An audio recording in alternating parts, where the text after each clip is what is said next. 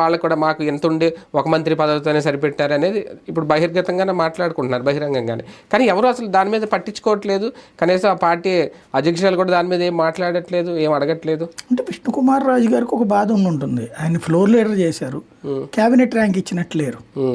ఆయనకు ఒక cabinet rank post ఇస్తే ఆయన అంతటి విధేయుడు, పవన్ కంటే ఎక్కువ విధేయుడు ఆయన. అవునా? చంద్రబాబు గారిని శోభన్ బాబుతో పోల్చిన ఏకైక వ్యక్తి ఆయన భారతదేశ చరిత్రలో. ప్లస్ ఈవెన్ ఇప్పటికి కూడా జగన్ అంటే విపరీతమైన ద్వేషం ప్రదర్శించేది ఆయన. ఈ మధ్యన అసంతృప్తి అసహనం ఎందుకు రైజ్ చేస్తున్నాడంటే ఆయన అంత చేస్తున్నా ఆయనకి తగినటువంటి అవకాశాలు రావట్లేదు. ఇప్పుడు ఎందుకంటే ఆయన కంటే గట్టిగా పొగిడేటటువంటి పవన్ కళ్యాణ్ ఉన్నారు. ఇదివరకటి రోజుల్లో కూటమిగా ఉన్నప్పుడు పవన్ కళ్యాణ్ పొగిడేది తక్కువ, ఈయన పొగుడుతుండేవాడు.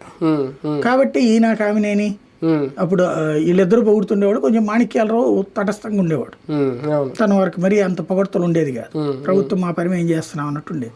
ఇప్పుడు విష్ణుకుమార్ రాజుని ఇందులో కౌంట్ వేయకూడదు. ఆయనకి సరైన పదవి ఏదైనా ఇచ్చి గౌరవిస్తే కనుక చంద్రబాబు గారు ఓకే. కానీ ఆయన అన్న పాయింట్లు అయితే కరెక్టే కదా.